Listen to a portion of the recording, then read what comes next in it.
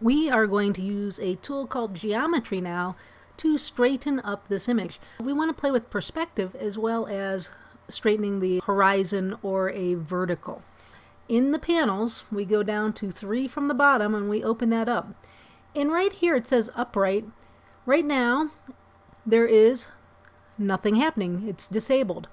If we click on this next one, it's auto. It's going to apply a balanced perspective of the correction. It's already looking better, isn't it? The next one applies only a level correction, not as good. The next one applies only a vertical, once again not as good.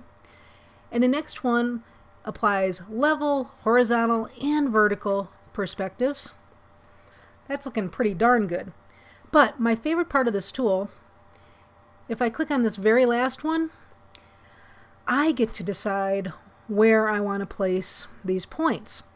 So I'm guessing that this bottom of the house should be horizontal, so I'm going to draw a line there. So click, hold, and draw, just like we did with that straighten tool. Well, nothing really has happened yet. I believe also up here below the eave, this should probably be horizontal as well, so I'm going to draw a line there. Now things are starting to happen. Next, I'm going to draw a line going down the side of the house. So now I'm going for a vertical line. And I'm going to do the same thing on the other side of the house. Looking pretty darn good. I just hit the return key on my keyboard and that set this into place and hid the guides.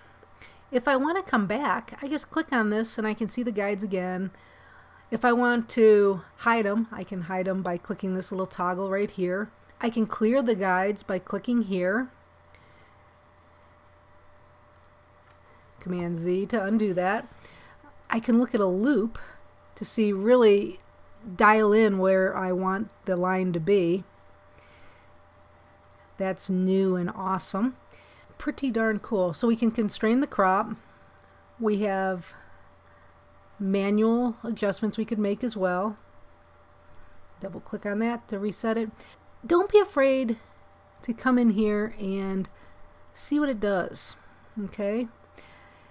The other thing I want to do to this image is I want to just go back and crop it square. I love a square crop. Back to my Polaroid days of my youth, or shooting 6x6 film.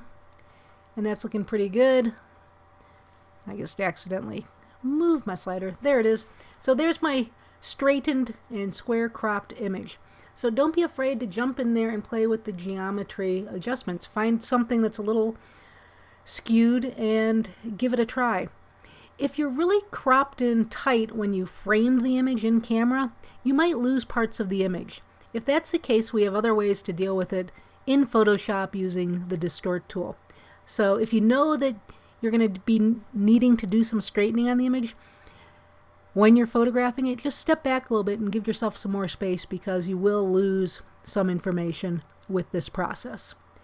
So that is the basics of the geometry panel.